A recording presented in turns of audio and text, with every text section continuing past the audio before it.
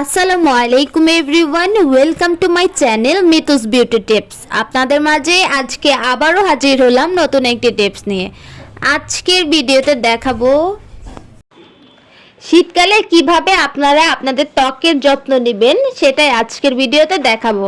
শীতকালে কিন্তু আমাদের অনেকেরই ত্বক কালো হয়ে যায় আগের তুলনায়। এটা হচ্ছে আসলে আমাদের যত্নের অভাবে। তো আপনারা যদি এই ফেস প্যাকটি রেগুলার ইউজ করেন সপ্তাহে 3 বার, তাহলে হচ্ছে দেখা যাবে আপনার ত্বক আগের মতোই থাকবে এবং আগের থেকে আরও বেশি ব্রাইট হবে। শীতকালে যেই কালো কালো ভাব চলে আসে সেটা আর থাকবে না। তো গাইস, চলুন আর দেরি না করে আপনাদের সাথে শেয়ার করি কিভাবে আজকের এই ফেস প্যাকটি বানাবো।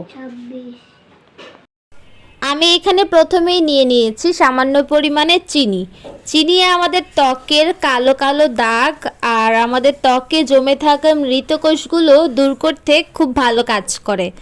তার ভিতরে আমি দিয়ে দিব আলুর রস।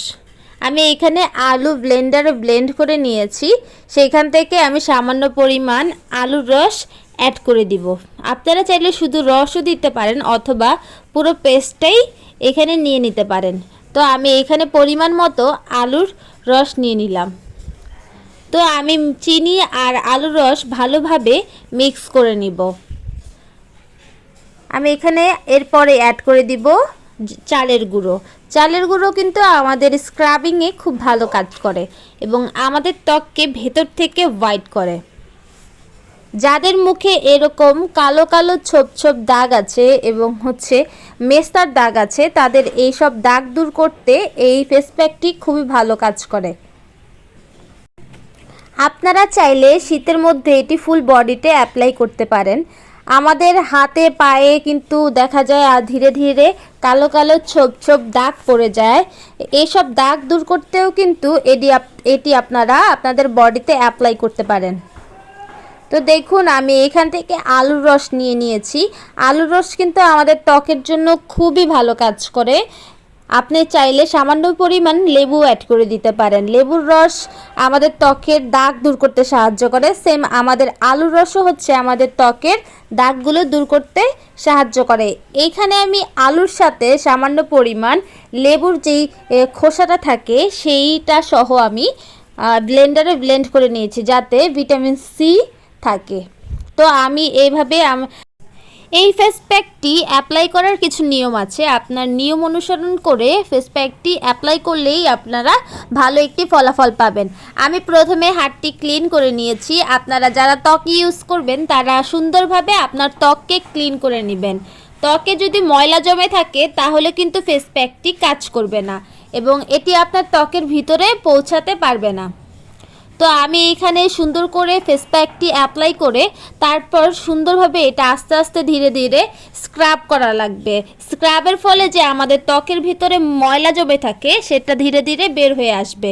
এভাবেই আস্তে আস্তে আলতোভাবে আপনার স্ক্রাবিং করতে হবে।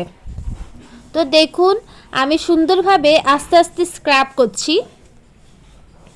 আপনারা দেখলেই বুঝতে পারছেন আমার হাতে থেকে কিন্তু ধীরে ধীরে একটু কালোর থেকে একটু হোয়াইট দেখা যাচ্ছে। তো আপনারা সুন্দর করে এটা 5 মিনিটের জন্য রেখে দিবেন। তারপর দেখুন, আপনি 2 হাতের তফাৎ দেখলেই বুঝতে পারবেন যে এটা। তো গাইস দেখুন, আমার এই হাতটি কেমন কালো কালো লাগছে।